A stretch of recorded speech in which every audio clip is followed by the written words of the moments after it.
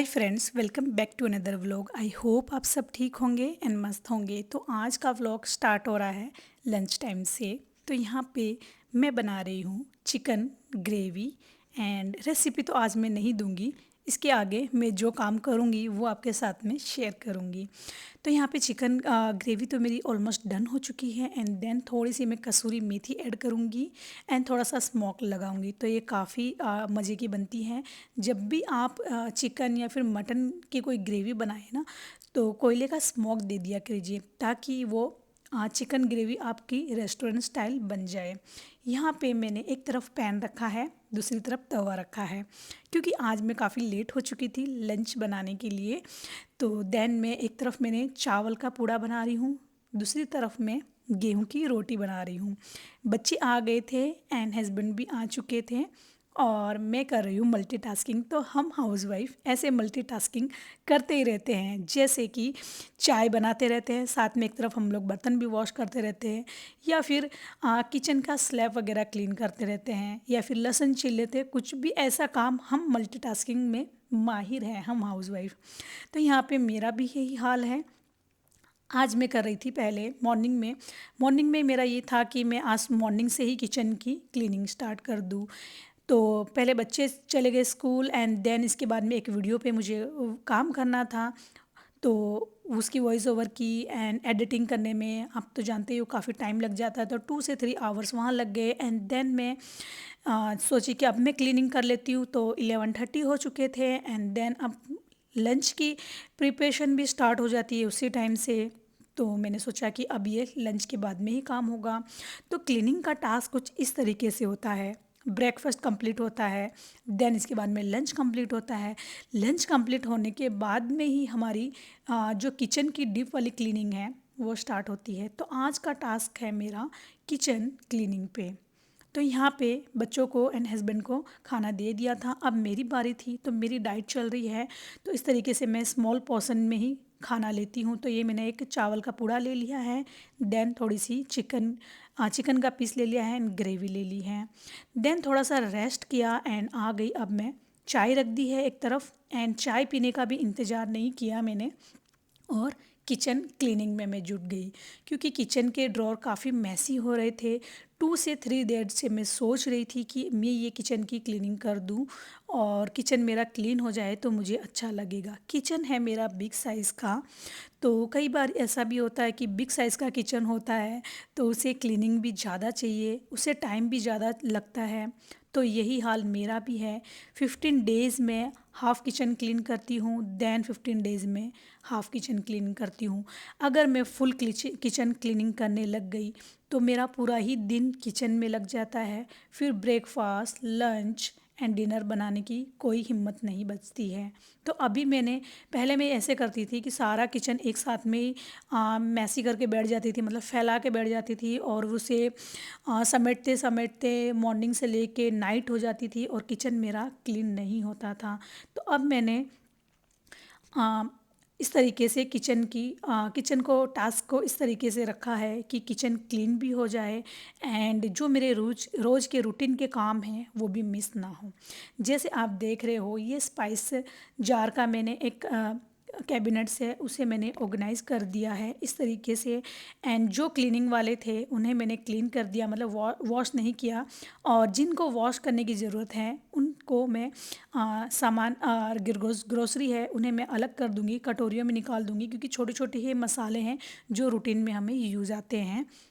And यहाँ पे कोई चीज़, जिन चीज़ों का लेबल निकल गया है उनको मैं लेबल लगाऊंगी। एंड यहाँ पे आप देख सकते हो, ये मेरा इजी टू हैंड यूज़ होने वाला सबसे बड़ा ग्रोसरी का कॉर्नर है। इसे मैंने अरेंज कर दिया और इस ग्रोसरी कॉर्नर में एक और कैबिनेट्स बना है जिनमें मैं ऐसी चीज़ें रखती हूँ जो मुझे यूज़फुल बिल्कुल भी नहीं आती है, बहुत कम यूज़फुल आती है। और इसे ओपन करना थोड़ा सा डिफ़िकल्ट टास्क है, क्योंकि ये स्मॉल साइज़ में बना हुआ है, बहुत बिग साइज़ के कंटेनर भी नहीं आते हैं। तो मैंने इसे कटलरी होल्डर की तरह यूज़ कर रही हूँ, जैसे स्मॉल स्मॉल स्पून, एक्स्ट्रा की चीज़ें जो सम टाइम हमें यूज़ आती है। तो ये वाले कैबिनेट्स को ज़्यादा ओपन नहीं करती हूँ। एंड इसकी क्लीनिंग मैं इस तरीके से कर रही हूँ कि जो जो सामान मैं हटा रही हूँ वहीं से क्लीन कर दी। अगर ये मैंने सारा सामान एक साथ में निकाल दिया और एक साथ में क्लीनिंग करने बैठ गई तो यहाँ पे ही मैंने 15 मिनट्स मेरी चली जानी है। कैबिनेट्स मैंने क्लीन कर दिया। देन इसके लोअर कैबिनेट्स की बारी है। यहाँ पे मैं आटे अलग अलग तरीके के रखती हूँ एंड जैगरी रखती हूँ, घी रखती हूँ, ऑयल वगैरह रखती हूँ। तो यहाँ पे ये स्मॉल कंटेनर में मैं आटा को रख रखी हूँ, जो है बाजरी का आटा एंड चावल का आटा या फिर पूड़े का आटा, मतलब चावल का जो पूड़ा बनता है उसके आटा। तो इसे मैं अच्छे से अरेंज कर दूंगी। देन इस पे मैं लेबल लगा दूंगी, क्योंकि चावल का आटा एंड चावल की रोटी का आटा एंड पूड़े का आटा अलग अलग होता है। साथ ही में अब मैं प्रिपरेशन कर रही हूँ, साथ ही में मैं प्रिपरेशन कर लूँगी डिनर की। तो मैंने मिक्स दाल भिगो दी है एंड आगे मैं दाल राइस ही बनाने वाली हूँ। तो यहाँ पे मैंने चावल के आटे के कंटेनर रख दिए हैं, जैगरी, घी, एक्स्ट्रा के जो कंटेनर है जो सम टाइम यूज़ आते हैं वो लोअर कैबिनेट्स में रख दिए। अपर कैबिनेट्स जो बहुत ज़्यादा यूज़फुल है, सारे स्पाइसेस जो मुझे डेली रूटीन में काम आते हैं उनको मैंने रख दिया है।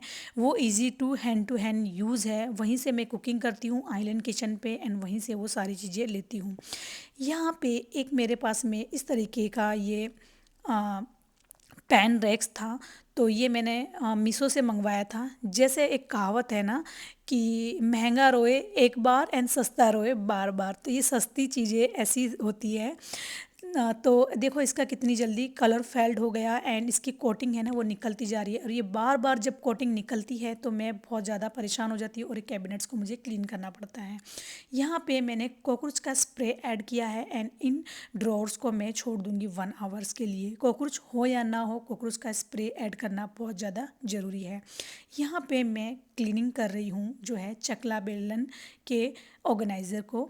यहाँ पे इनको वॉश कर दूंगी। साथ में मैं लाइनर भी वॉश कर रही हूँ ताकि इनमें जो भी पानी के स्ट्रेंस या फिर कुछ गिरा हो वो भी क्लीन हो जाए। साथ में हमने प्लेट्स ऑर्गेनाइज़र को भी क्लीन कर लेना है। डीप वाली क्लीनिंग में ये सारी चीज़ें ज़रूरी है। मैं सोच रही थी रेनी सीजन चले जाए उसके बाद में क्लीन करूँ, लेकिन ये काफ़ी टाइम हो चुका था तो अब क्लीनिंग करनी बनती है। अच्छा, मैं ड्रॉर को निकाल के क्लीनिंग कर रही हूँ क्योंकि इनके नीचे भी काफ़ी डस्ट एंड मिट्टी वगैरह चली जाती है। तो इन्हें भी निकाल के एंड क्लीन करना बहुत ज़्यादा ज़रूरी है। इन्हें इस तरीके से क्लीन कर लेते हैं ना तो हमें आइडिया भी हो जाती है कि हमारे घर में कुछ कॉकरोच या फिर कुछ इंसेक्ट इस तरीके के ना आ जाए। यहाँ पे ये लाइट्स जो है वो नीचे गिर चुकी थी तो वो इस वजह से यहाँ पे ऑन ऑफ हो रही है। ये स्ट्रिप पट्टी में लगी हुई थी एंड आगे इसे करेंगे हम सही बाद में। तो यहाँ से मैं कैबिनेट्स को निकाल के भी क्लीन कर रही हूँ। जहाँ जहाँ मुझे लग रहा है कि ये कैबिनेट्स के अंदर साइड में भी इन साइड में भी काफ़ी डर्टी है तो उन कैबिनेट्स को मैं निकाल के क्लीन करूँगी। और इसी तरीके से डीप क्लीनिंग होनी भी चाहिए। इन कैबिनेट्स को निकाल के जब भी हम क्लीन करते हैं हमारा टाइम तो काफ़ी हो जाता है, इनको क्लीनिंग करने में काफ़ी टाइम चला जाता है, लेकिन क्लीनिंग हमारी काफ़ी अच्छी हो जाती है। यहाँ पे एक टूल्स है, ये ब्रश की सहायता से, ये मैंने DIY से लिया था और काफ़ी यूज़फुल है। इन स्मॉल स्मॉल कोनों में मेरे घर पे हेल्पर आते हैं क्लीनिंग के लिए, लेकिन जैसी क्लीनिंग हम करते हैं वैसे हेल्पर नहीं कर पाते हैं तो वो ऊपर से झाड़ू पोछा हो जाता है उनके हिसाब से, लेकिन डीप वाली क्लीनिंग तो मुझे ही करनी पड़ती है। अच्छा, जब भी मैं कॉकरोच का स्प्रे या फिर कोई भी स्प्रे इस तरीके से ऐड करती हूँ तो मैं ये मुंह पे रुमाल ज़रूर लगा लेती हूँ ताकि मुझे थोड़ी सी प्रॉब्लम ना हो। एंड इस तरीके से हमें कोई भी केमिकल यूज़ करने से पहले अपने माउथ को कवर कर लेना चाहिए। 1 आवर के बाद में मैंने फ़िनाइल से क्लीन किया है, जो फ्रेगनेंस वाला है उसी से, ताकि कॉकरोच की जो हमने स्प्रे ऐड किया है उसकी बैड स्मेल भी निकल जाए एंड हमारा कैबिनेट्स क्लीन हो जाए। लाइनर एंड बाकी की चीज़ें भी मैंने क्लीन कर दी है। ये वाले इसमें मैं स्मॉल कटोर एंड एक्स्ट्रा के जो लीड्स हैं वो मैं रखती हूँ ताकि ये एक ही कैबिनेट्स हो जिसमें मुझे आइडिया हो। यहाँ पे मैं रखती हूँ क्रॉकरी प्लेट्स जो डेली यूज़ में आती हैं मुझे, ये सारी चीज़ें। एंड यहाँ पे मैं डेली यूज़ की रूटीन वाली प्लेट्स एंड थालियाँ रखती हूँ। तो ये कैबिनेट्स इस तरीके से मैंने क्लीन कर लिया। यहाँ पे चकला बेलन का स्टैंड को भी मैंने ड्राई कर लिया था और इससे बारी थी अब ऑर्गेनाइज़ करने की।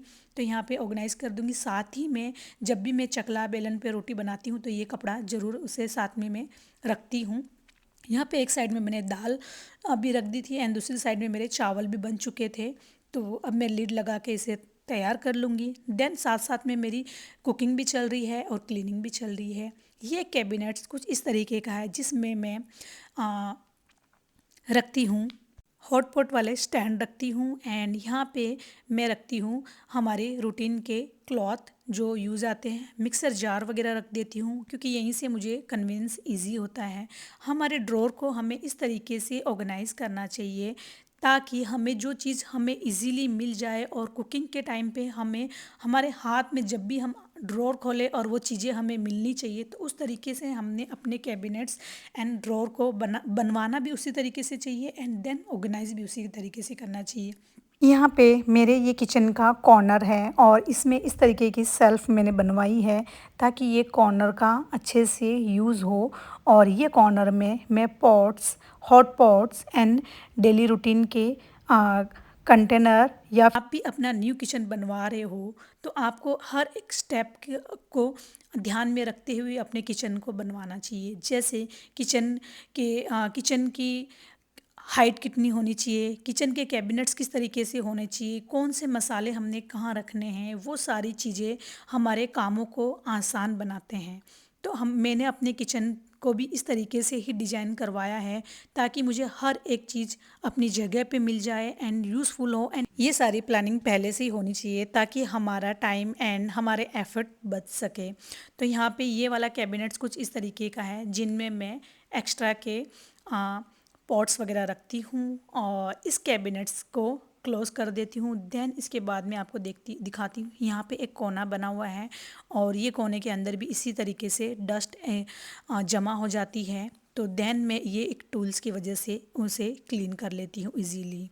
तो जब भी आप किचन बनवाएं मेक श्योर आपको हर एक चीज़ का ध्यान रखना बहुत ज़्यादा ज़रूरी है।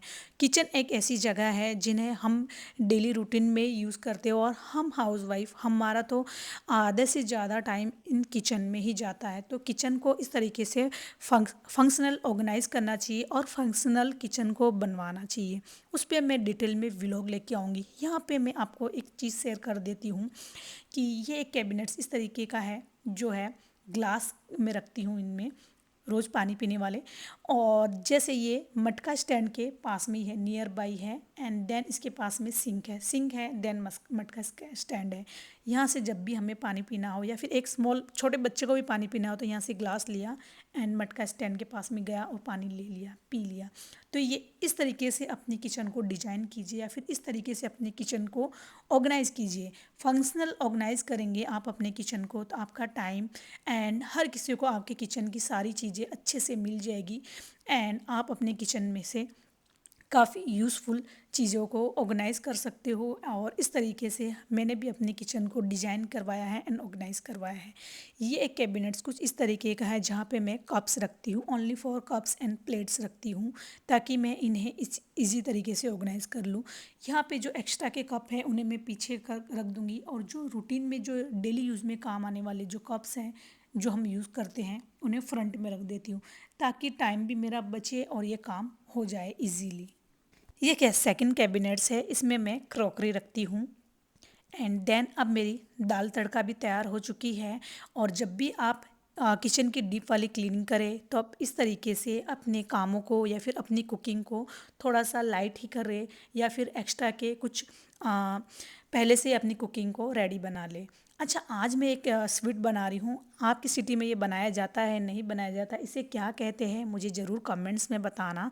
मैं नाम तो नहीं बताऊंगी क्योंकि ये वर्मी सेवइयाँ हैं और इसे मैंने बॉईल कर लिया है एंड देन इसके अंदर मैं भूरा शक्कर एंड घी ऐड करूँगी। और इसे क्या कहते हैं आपके सिटी में तो मुझे कमेंट्स करके ज़रूर बताना। आपके यहाँ पे बनता है नहीं बनता है वो भी मुझे बताना। एंड आज का ये क्लीनिंग का व्लॉग आपको आई होप पसंद आया होगा। पसंद आए तो लाइक कर देना, शेयर कर देना फ्रेंड्स एंड फैमिली में। इस व्लॉग का कोई भी पार्ट आपको यूज़फुल लगा होगा, यूज़फुल टिप्स मेरी कोई पसंद आई होगी तो मेरे चैनल को सब्सक्राइब कर लेना अभी तक नहीं किया होगा तो, और लाइक कर देना। लाइक कर देना। एंड देन आपको भी इसमें से कोई भी चीज़ पसंद आई होगी तो ज़रूर कमेंट्स करना। आप अपनी किचन को किस तरीके से ऑर्गेनाइज़ करते हैं, फंक्शनल बनाते हैं। अगर वो टिप्स आप मुझे देना चाहते हो, आप मेरे किचन के बारे में कोई राय देना चाहते हो, या फिर मैं किस तरीके से ऑर्गेनाइज़ कर रही हूँ उसमें आप मुझे कोई टिप्स देना चाहते हो, तो ज़रूर कमेंट्स करना। और आपके प्यारे कमेंट्स का तो मुझे बहुत बेसब्री से इंतज़ार रहता है। और जो वॉशिंग वाले क्लॉथ से, मतलब जो डर्टी हो चुके थे, उनको मैंने अभी भिगो दिया है और मॉर्निंग में ये वॉश हो जाएंगे। मिलेंगे हम नेक्स्ट व्लॉग में। Bye guys, thank you for watching.